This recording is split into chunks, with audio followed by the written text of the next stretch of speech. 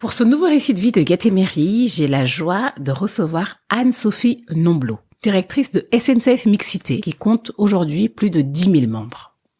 Je voulais recevoir Anne-Sophie sur Gatémery car son parcours et sa curiosité avaient attiré mon attention et je n'ai vraiment pas été déçue. Dans cet épisode, elle nous partage son parcours avec beaucoup de transparence, notamment sur ses peurs lors de ses prises de poste et de ses difficultés auxquelles elle a dû faire face. On parle bien sûr de toutes les croyances limitantes que nous, souvent, on a les femmes, mais aussi certains hommes, notamment le syndrome du bon ou de la bonne élève, celui de l'imposteur, et j'en passe. J'ai vraiment aimé mon échange avec Anne-Sophie, qui est d'une simplicité et d'une humilité rares, mais je ne vous en dis pas plus et vous laisse découvrir ma conversation avec Anne-Sophie Nomblot. Bonjour Anne-Sophie. Bonjour Enger. Je vous remercie de m'accueillir dans vos bureaux. Avec plaisir. Donc aujourd'hui, vous êtes la présidente de SNCF Mixité, oui, qui avant s'appelait SNCF au féminin. Et en fait, ma première question, c'est de savoir pourquoi ce changement de nom. Alors en fait, on a changé le nom du réseau alors qu'il a bientôt 10 ans parce que quand le réseau s'est créé, il s'adressait principalement aux femmes cadres, avec vraiment cette logique de dire comment est-ce qu'on peut aider les femmes à lutter contre le plafond de verre, à avoir plus confiance en elles, etc. Et puis petit à petit, on se rend compte que le sujet de la mixité, c'est un sujet qui est plus systémique, qui concerne pas que les femmes, et que du coup, en appelant le réseau SNCF au féminin, ça pouvait donner l'impression que c'était que des femmes. Et nous, on voulait au contraire que les femmes et les hommes s'emparent de ce sujet, que également tous les niveaux de l'entreprise s'emparent de ce sujet. Et on avait envie, voilà, que la mixité, ce soit vraiment l'affaire de toutes et de tous. Et ça passait du coup par ce changement de nom. Et on a eu des retours assez positifs sur le sujet, notamment de personnes qui s'imaginaient que les réunions du réseau SNCF au féminin, c'était une sorte de réunion Tupperware pour parler popote, etc. Et du coup, ça a été l'occasion de leur montrer que non, on parlait de plein d'autres choses dans le réseau. C'est clair. Et dans ce terme, du coup, mixité, vous mettez quoi dedans? Alors, ça c'est un point vraiment important. Nous, dans le réseau, on traite vraiment du sujet de la mixité homme-femme, donc vraiment de l'égalité. Cela dit, on s'intéresse aussi aux autres formes de diversité qui sont traitées par ailleurs dans l'entreprise. Mais en fait, quand on a changé le nom, en fait, on s'est posé la question de savoir justement est-ce qu'on traite d'autres types de diversité, d'orientation sexuelle, d'origine géographique, etc. Et en fait, on s'est dit que non. Alors pour deux raisons principales. Il y a une raison qui est très pratique, qui est que l'égalité femmes-hommes, on peut facilement la compter. Et du coup, c'est très simple de regarder dans les effectifs combien il y a de femmes dans telle équipe, est-ce que ça a monté, est-ce que ça a baissé, etc.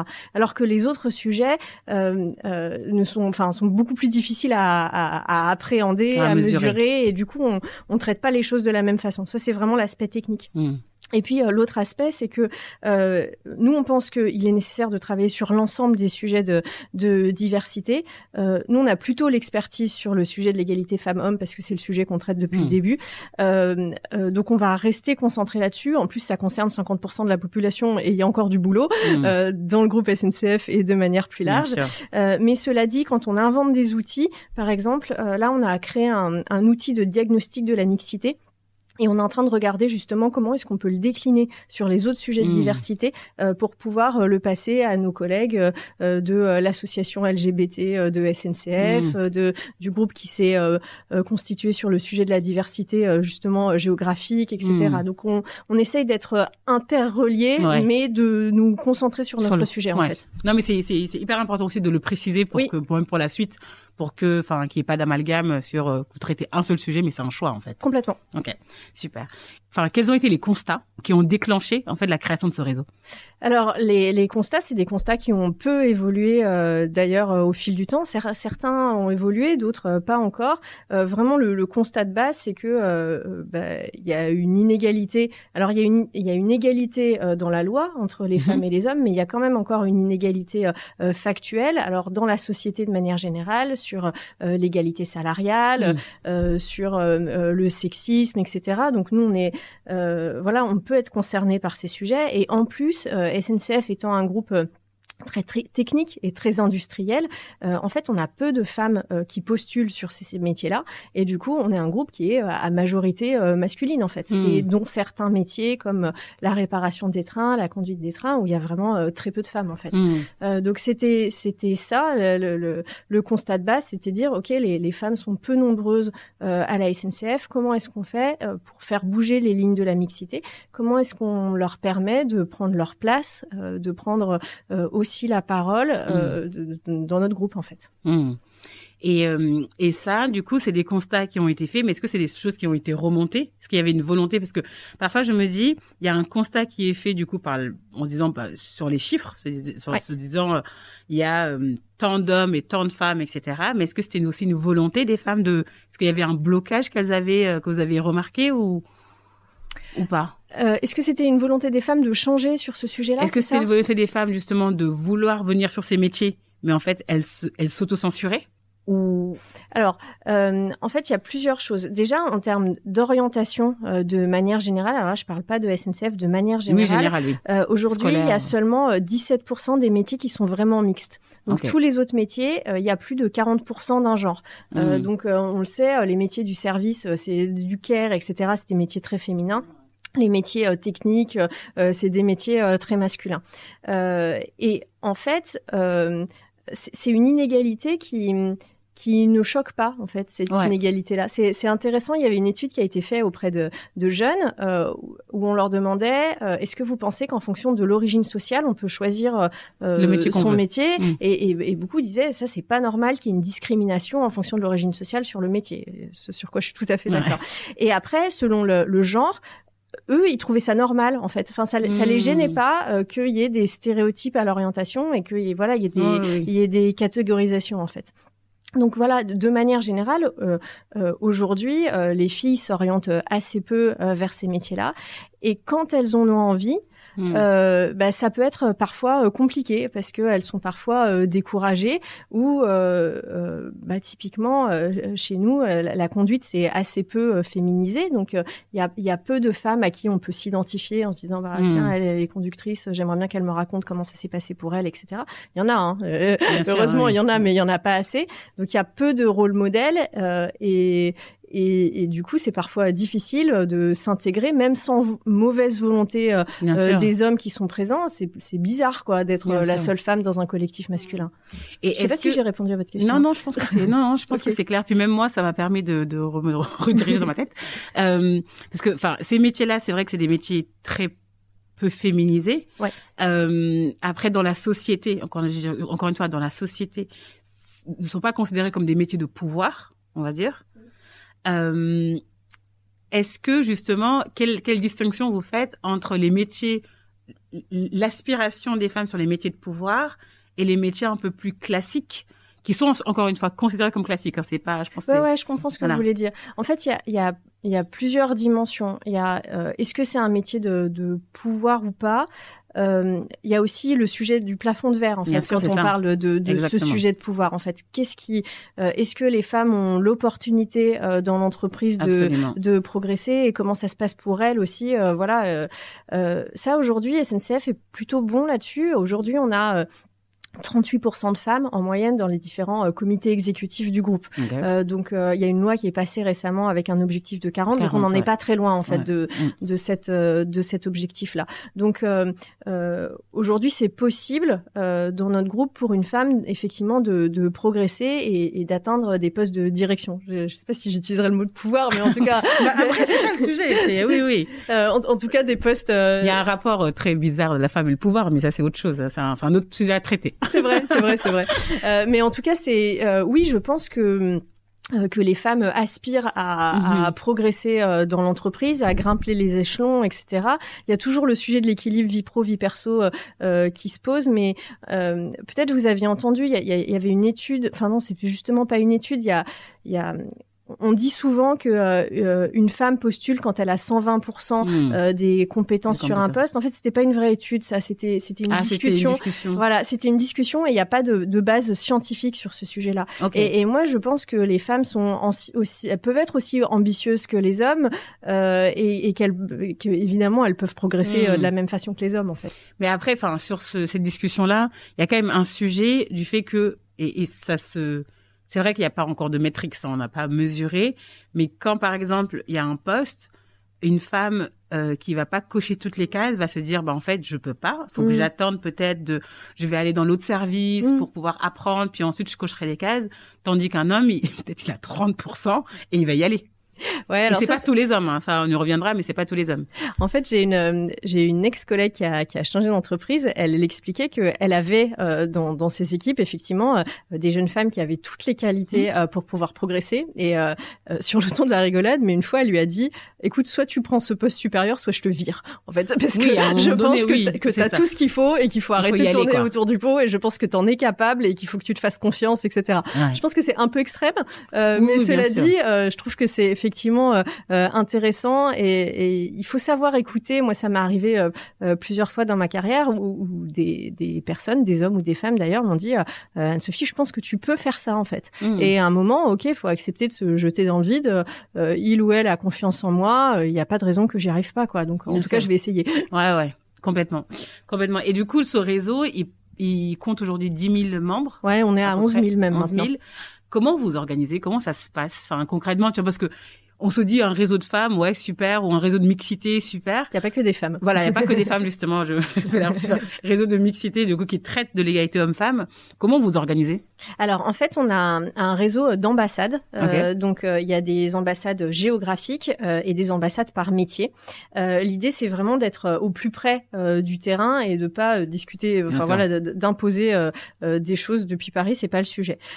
Donc, en fait, ces ambassadeurs et ces ambassadrices, moi, je l'ai fait précédemment, ont un métier par ailleurs, un vrai métier, contrairement à moi, et du coup font la mixité un petit peu plus. Oui, c'est leur side project. Voilà, c'est complètement, c'est leur side project.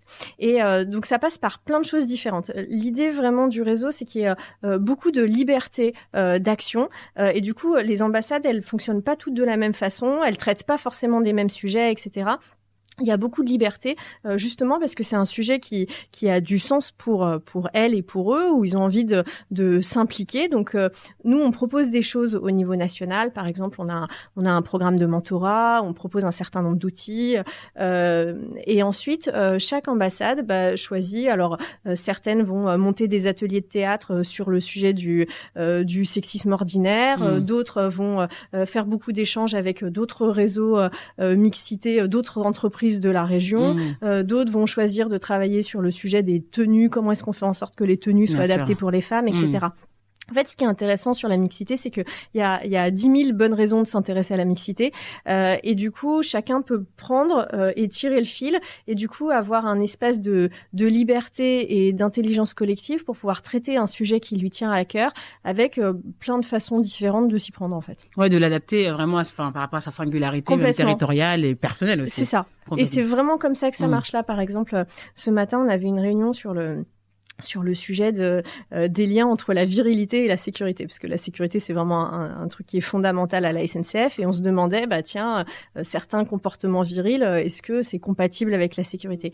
Et ça, c'est un sujet que une de nos ambassades en Normandie, elle a constaté des choses dans son travail quotidien, et elle est venue me voir en disant, Anne-Sophie, est-ce qu'on peut creuser ça? Qu'est-ce qu'on pourrait en faire, etc.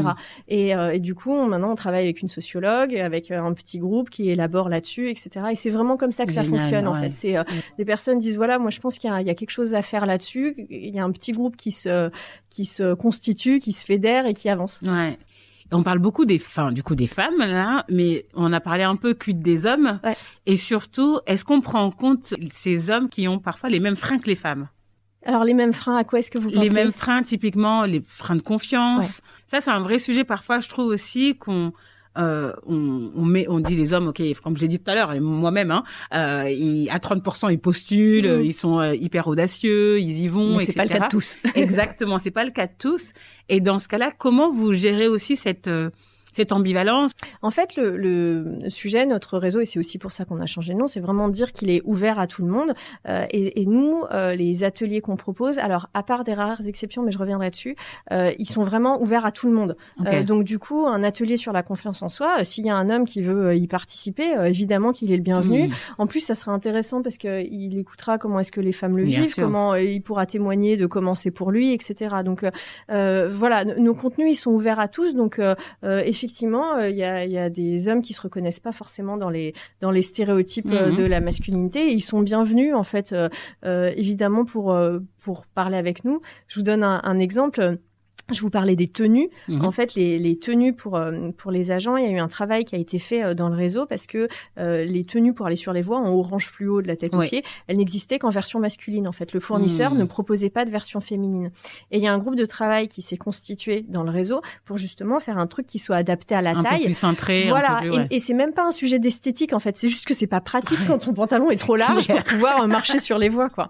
Et ce qui est intéressant, c'est que ensuite, il y a des hommes qui pouvaient être un peu plus minces que les autres ou un peu moins grands, etc., qui ont dit, en fait, c'est bien d'avoir une diversité de catalogues et d'offres parce que moi, je vais prendre le pantalon côté femme et je trouve ça très pratique, quoi. Ok. Ah oui, donc, super. Voilà, la mixité, ça peut aussi bénéficier aux hommes, sans parler des sujets de parentalité, etc. Oui, ça, c'est un autre et je reviens peut-être juste sur le sujet des groupes non mixtes. Il nous arrive parfois de faire des rencontres entre femmes et entre hommes, c'est déjà arrivé aussi, pour parler de sujets bien particuliers. Typiquement, sur le sujet du sexisme ou du harcèlement sexuel, c'est parfois plus facile de commencer à en parler entre femmes pour faire émerger le sujet, pour comprendre, et après, on peut aller le porter, en discuter, témoigner, etc. Mais moi, je revendique que parfois, c'est plus simple de faire un groupe qui soit d'abord non mixte avant de l'élargir, en fait. Mais c'est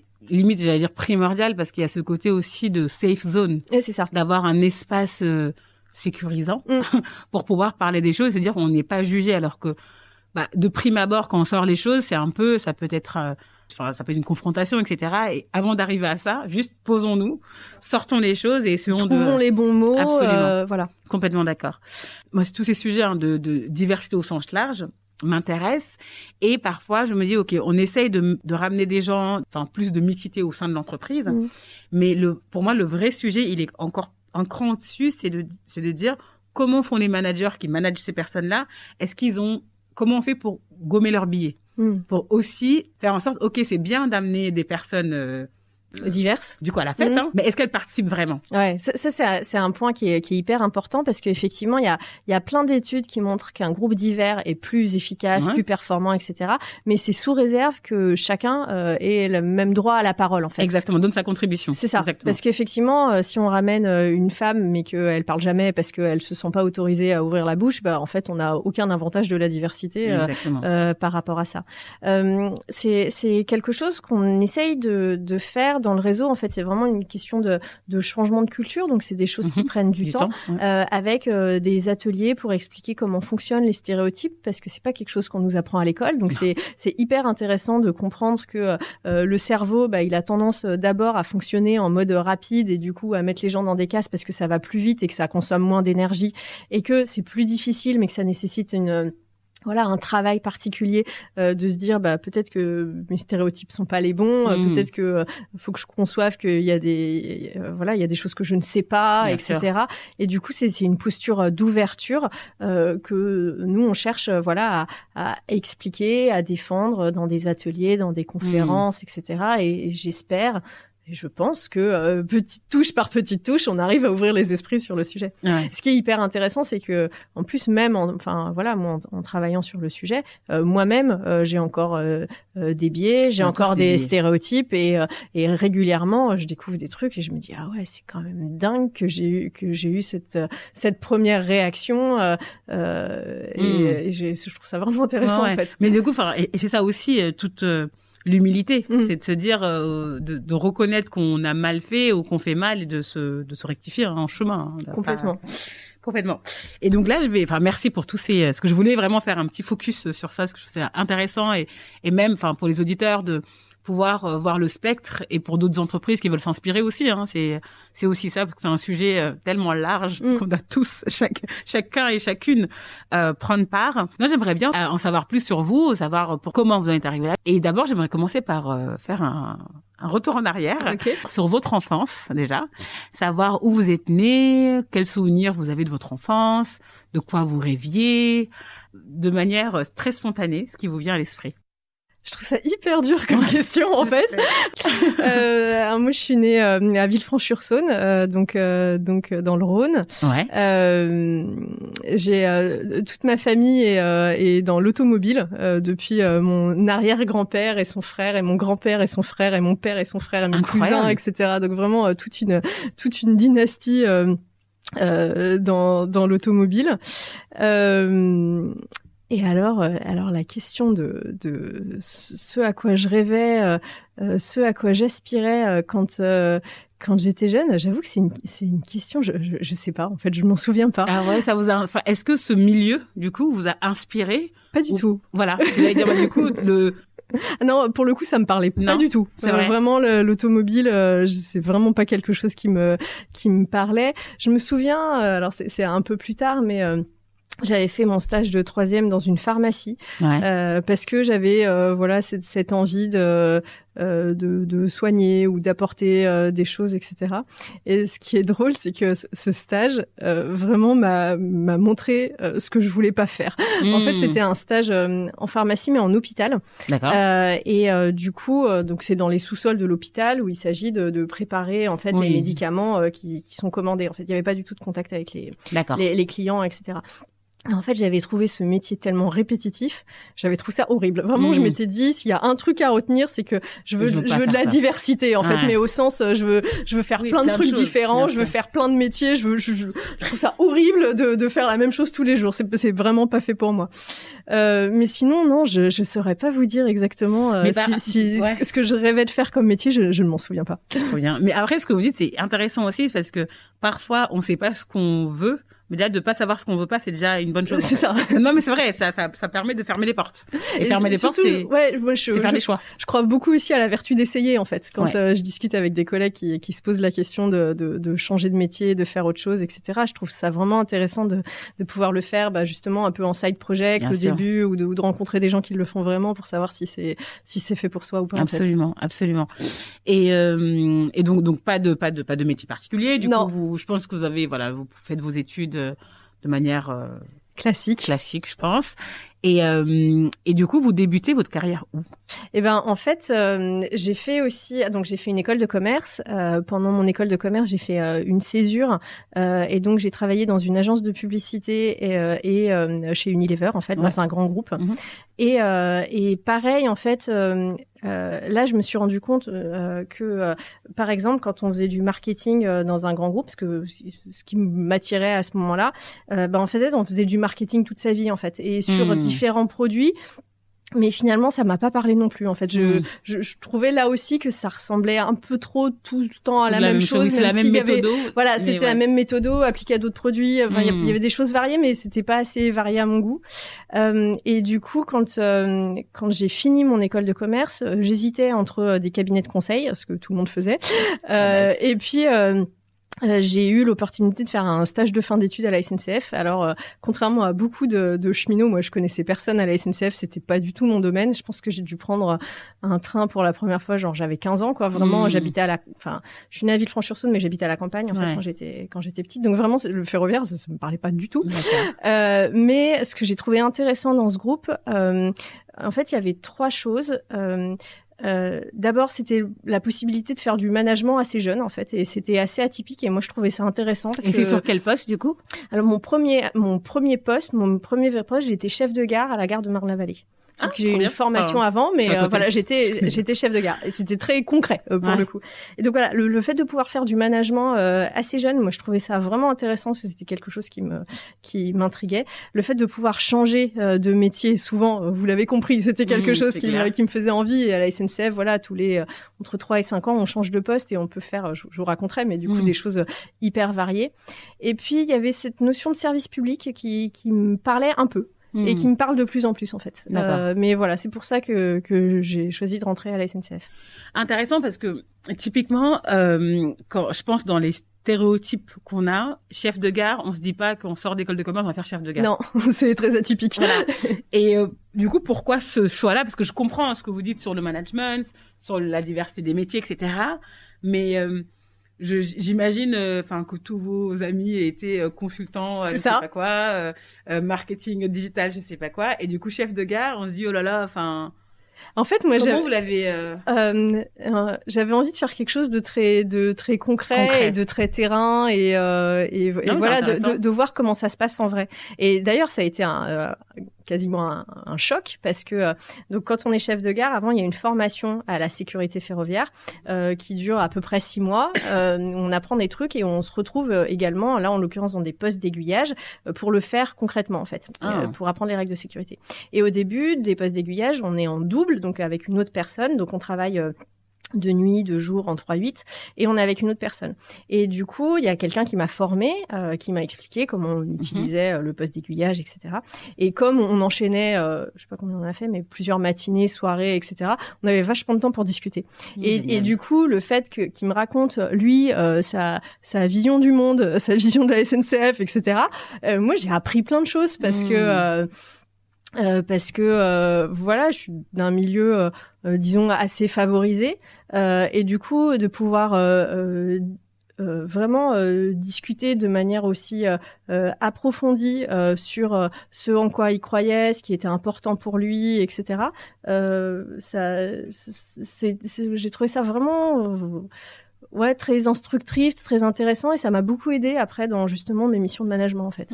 Complètement, oui, ce truc de, cette empathie, mais pas cette empathie, parce qu'il y a toujours ce truc parfois de cette empathie d'égal à égal en fait, et pas forcément de pitié ou de. Voilà. Là, c'était intéressant parce que en fait, c'était lui qui m'apprenait des trucs sur le métier en fait. Oui, donc, moi, j'étais même un peu son inférieur en fait en l'occurrence sur ce poste-là. Donc, c'était ça qui était chouette. Mais je trouve ça hyper intéressant parce que vraiment, aussi tout l'enjeu de ce podcast, c'est ça, c'est que souvent on est beaucoup dans des métiers très cérébraux.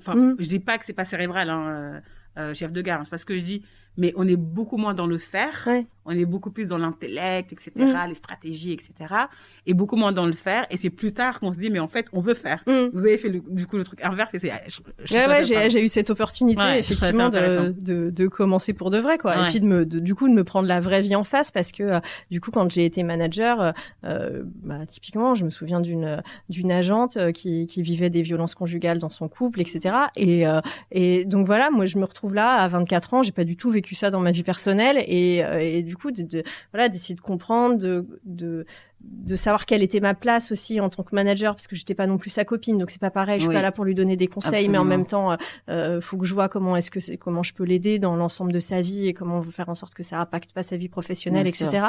Donc ça m'a donné vraiment l'occasion de me poser des questions qui me semblent vraiment importantes en fait. Complètement.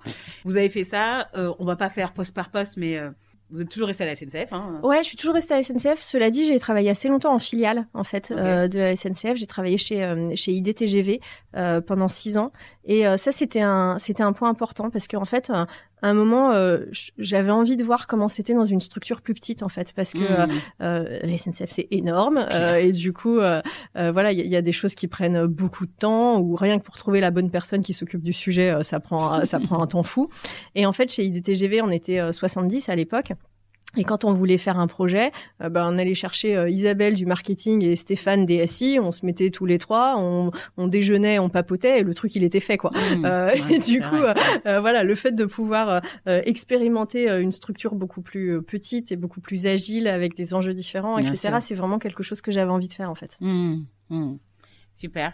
Et donc, moi, ce que je voudrais savoir, c'est quel a été aussi le déclic pour, vous intéressez à ces sujets d'égalité des hommes-femmes, pardon, et si même en amont, c'était en filigrane, comment ça se matérialisait, comment ça se concrétisait, peux me dire un peu plus sur ça? Ouais. Alors, il y a une histoire que je raconte souvent, mais je pense qu'elle est vraiment emblématique du sujet. Quand j'étais chef de gare à Marne-la-Vallée, on a eu une délégation japonaise qui est venue visiter la gare. Un truc assez classique.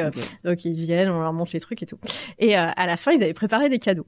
Et donc, ils m'ont offert une médaille et ils m'ont offert une cravate. Et en fait, ça m'a fait sourire parce que s'ils m'ont offert une cravate, c'est que pour eux, le chef de gare, c'était forcément un chef de gare. Clairement. Et d'ailleurs, on me l'a dit souvent que quand on avait invité, par exemple, le préfet, quand il a invité le chef de gare, il n'imaginait pas que c'était moi, quoi. J'avais pas le profil de l'emploi, en fait. Et du coup, ça m'a fait réfléchir et je me suis dit, c'est intéressant, si eux, ils pensent ça, comment c'est effectivement dans l'entreprise. Et je me suis rendu compte, effectivement, des chefs de gare, il n'y a pas beaucoup de femmes, en fait. Ouais. Et encore, c'est pas le métier le moins féminisé de l'entreprise. Donc, voilà, au début, c'était un constat. Ensuite, dans le cadre du réseau, j'ai pu participer à des ateliers. J'ai été mentorée parce qu'il y avait un système de mentorat. Ensuite, j'ai été mentor moi-même.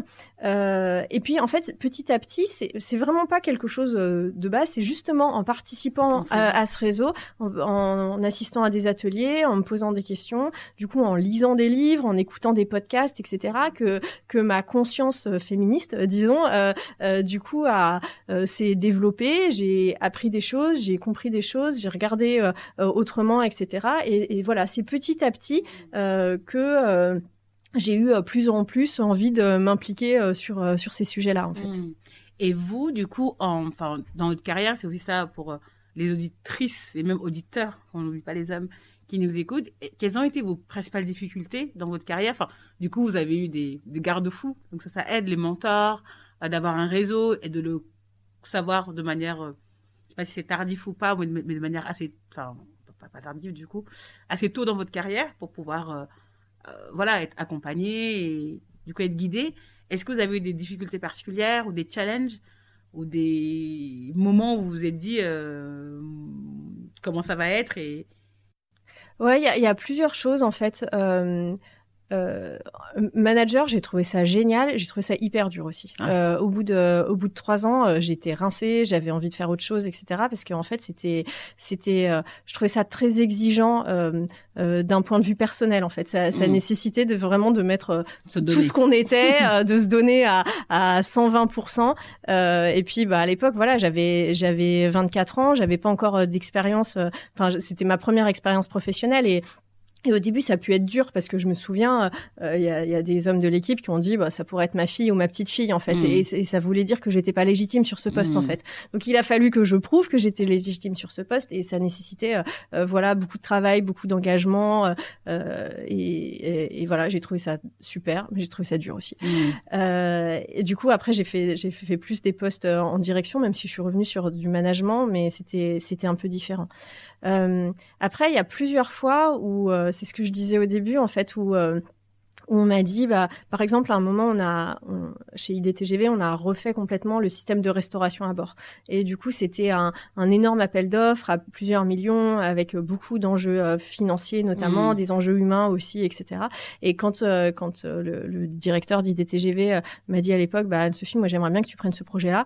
Au début, moi, je peux pas faire ça, quoi. Et d'ailleurs, de la même façon, quand Francesca, qui était la précédente présidente du réseau SNCF au féminin, est partie et m'a dit Anne-Sophie, est-ce que ça t'intéresserait de prendre la suite? Après, il faudra faire tout le parcours, etc. Bien mais sûr. Déjà, est-ce que ça t'intéresserait? Au début, j'ai fait non, il y a trop d'enjeux, c'est trop important.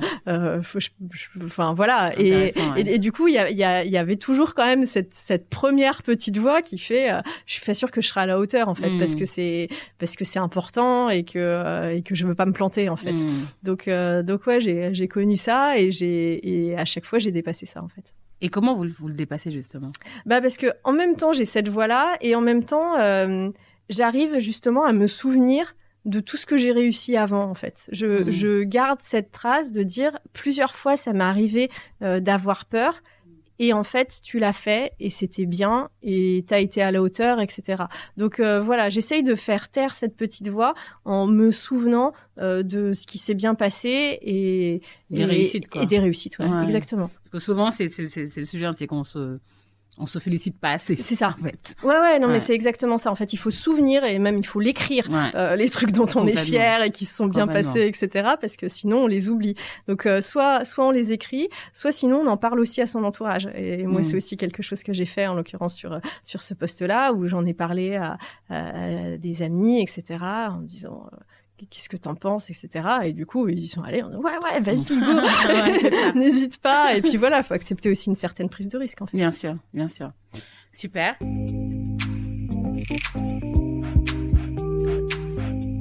Là, je vais passer sur les questions usuelles du podcast, que j'appelle le Tamil Gatéméris, des questions un peu spontanées. Vous répondez de manière spontanée, comme vous le faites, c'est très bien.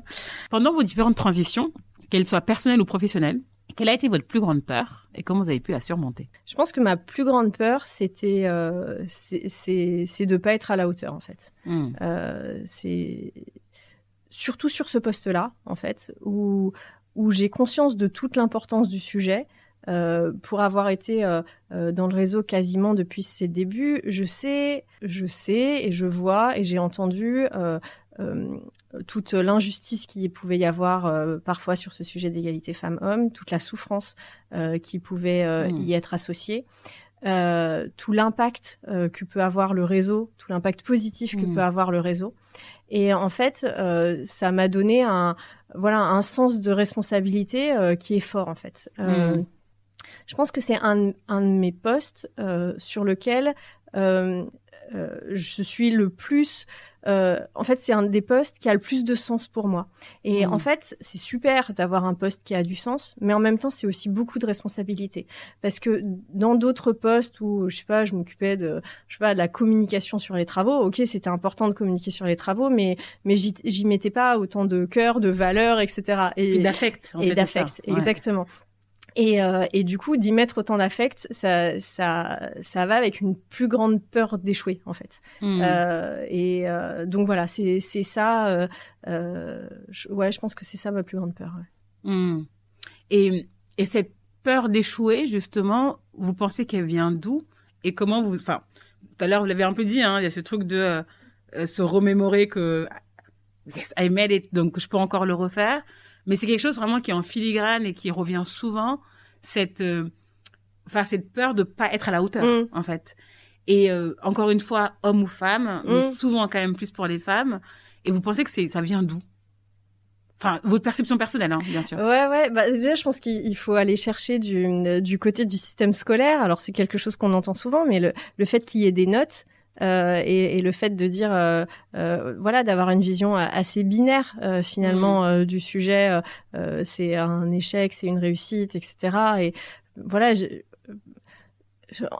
j'ai pas assez de connaissances des systèmes dans d'autres pays, mais j'ai quand même l'impression que en France c'est compliqué en fait cette notion d'échec. Et pour autant, ce qui est paradoxal, c'est que je l'ai pas vécu moi-même en fait. Ça m'est jamais arrivé de dire là je me suis complètement plantée, et c'est jamais arrivé que quelqu'un me dise Anne-Sophie c'est nul, ça s'est pas du tout passé comme il fallait, etc. Donc j'ai du mal à savoir. Mais c'est intéressant parce que je pense que ça arrive aussi beaucoup au profil bon élève. Parce qu'on a toujours été bon. C'est ça. Et comme on craint tellement de pas être à la hauteur, qu'on se dit le jour où je vais échouer, ça va être la catastrophe. Ouais, c'est ça. Alors qu'en fait, il se passe rien.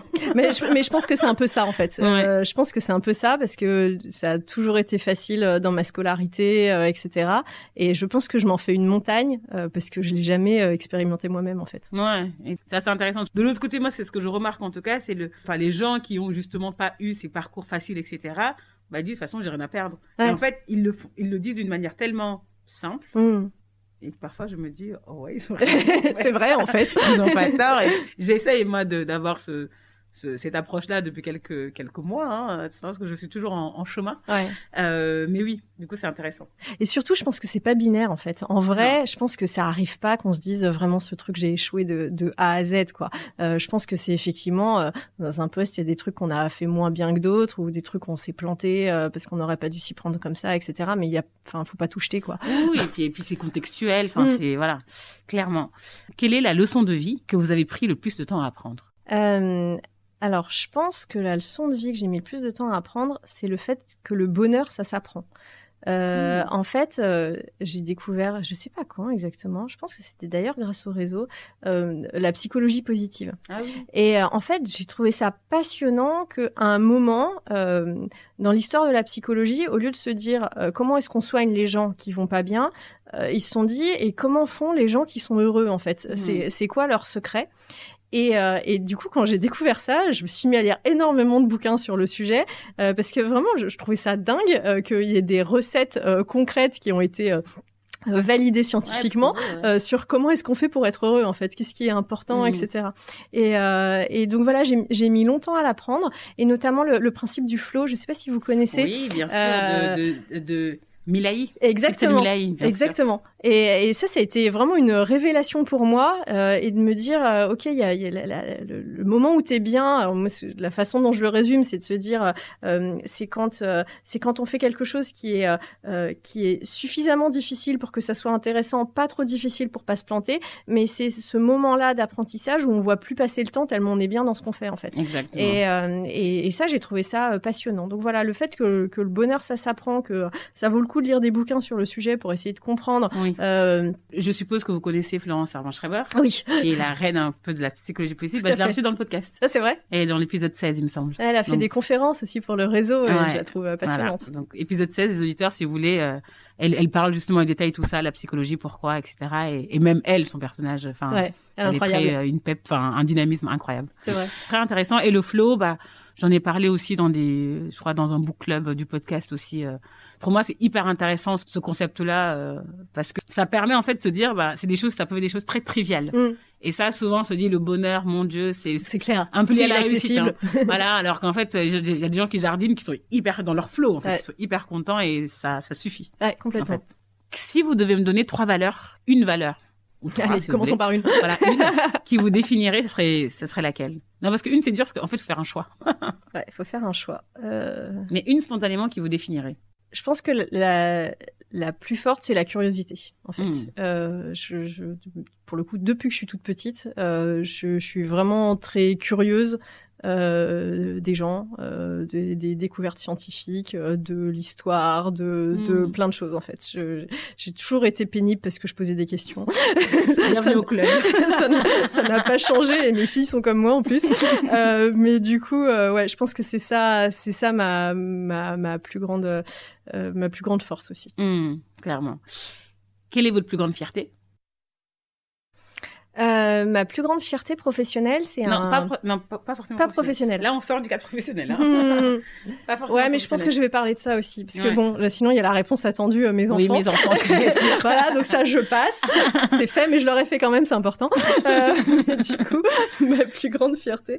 En fait, avec 2 collègues, on a créé en 2018 un site au sein de SNCF qui s'appelle la Boutique Éco, qui est un site d'économie circulaire. Le principe, c'est une sorte de bon coin en interne de la SNCF, avec du coup la possibilité de récupérer du matériel qui aurait été jeté sinon, parce qu'il servait plus à un autre service. Donc, si on a, je sais pas, une armoire dont on n'a plus besoin, on fait une photo, on met une petite description, et quelqu'un qui a besoin d'une armoire, il va venir la récupérer plutôt que d'en acheter une neuve dans le catalogue. Trop bien.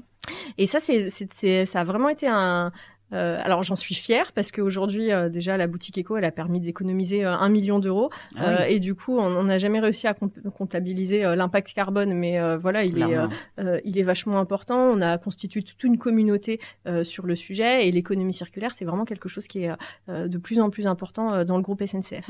Donc ça c'est vraiment une fierté dans la façon dont ça s'est passé, mais en plus, dans le résultat, pardon. Mais pour moi, ça a été une sorte de déclic parce que c'était vraiment une des premières fois où j'ai été complètement alignée entre ce qui était important pour moi à l'extérieur sur justement les valeurs écologiques, etc. Ma curiosité pour l'entrepreneuriat, même si j'avais jamais fait ça. Et du coup, pouvoir le faire à l'intérieur de l'entreprise, ça a été beaucoup de travail, mais beaucoup de bonheur en fait. Et qu'est-ce que la réussite pour vous? Je savais qu'on allait y venir un jour ou l'autre. Petit à petit, je creuse doucement. Alors, En fait, pour moi, la réussite, c'est avoir l'occasion d'avoir un impact positif sur la société.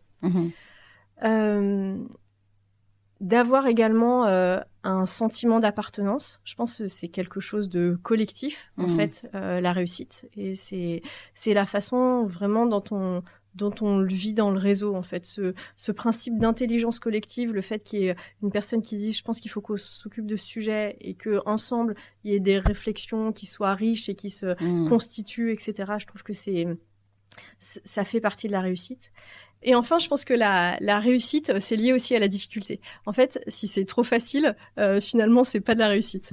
Et ça rejoint la question de qu'est-ce que vous avez mis longtemps à apprendre, parce que moi, c'est une des choses que j'ai mis longtemps à apprendre, c'est de réaliser que c'est en acceptant d'aller affronter ce qui est le plus compliqué et en arrêtant les stratégies de contournement qu'on pouvait réellement progresser, en fait, et apprendre des nouvelles choses et se développer, etc. Voilà, c'est ma définition de la réussite. Trop bien, génial. Merci. Est-ce que vous avez un livre à recommander? Oh, mais j'en ai tellement. Ouais, je sais, c'est toujours la difficulté, mais voilà, quelque chose pas forcément lié à la réussite, mais un livre qui vous a marqué, vous, qui vous a impacté et que vous pensez que d'autres personnes devraient en bénéficier. Il va falloir choisir. Alors, c'est pas un livre lié à la réussite, c'est un livre lié au sujet des femmes. En fait, j'ai envie d'en donner 2. Je suis désolée, mais je vais en donner 2. Je tolère 3. En fait, je vais tricher un peu. J'ai donné un livre et un podcast. Okay. Le livre, je suis en train de terminer le livre de Titiou Lecoq qui s'appelle Les Grandes Oubliées. Sur la place des femmes. J'ai là, d'ailleurs, je vous montrerai. Okay. Sur la place des femmes dans l'histoire. D'accord. Et c'est absolument passionnant. Il y a tellement de choses que j'ai découverte que je ne savais pas, où je me suis dit, ah bon, mais c'était comme ça au Moyen-Âge, mais vraiment, en plus, c'est hyper bien écrit, enfin, c'est très facile à lire, donc c'est un livre vraiment super chouette. Trop bien. Et puis, en podcast, qui est devenu d'ailleurs un livre aussi, c'est le podcast de Victoire Tuaillon qui s'appelle Les couilles sur la table, qui parle des masculinités. Et là aussi, en termes de déconstruction et de découverte, il y a vraiment beaucoup de choses que j'ai apprises où j'avais pas du tout conscience, vraiment des choses très quotidiennes sur la cour de récré, sur le fait que le choix des instruments de musique soit genré, etc. J'ai vraiment énormément appris aussi avec ce podcast. Génial. Est-ce que vous avez un mot de la fin? Quelque chose que je vous ai pas demandé, une question que je vous ai pas posée, ou même un partage que vous voulez faire, tout simplement aux auditeurs et aux auditrices. Vous ne vous sentez pas obligé non plus. Il y a un truc dont on n'a pas parlé, c'est du sujet de la transmission aussi, parce que en fait, il y a un des points qui est vraiment important pour moi, c'est d'apprendre et de transmettre. Et notamment vis-à-vis des enfants, en fait, je trouve ça passionnant de pouvoir aborder certains sujets, voilà, très directement, de voir quelle est leur réponse, réaction, etc. Ouais. Donc voilà, si j'ai peut-être j'ai envie de proposer aux auditeurs et aux auditrices de poser la question aux enfants de leur entourage. J'ai fait avec mes nièces, c'était très drôle. Ouais, j'ai fait avec mes nièces, c'était très drôle. Et voilà, cette question-là de savoir, d'après vous, c'est quoi la réussite, qu'est-ce qui est important pour vous, quelles sont les valeurs que vous aurez envie de transmettre, etc.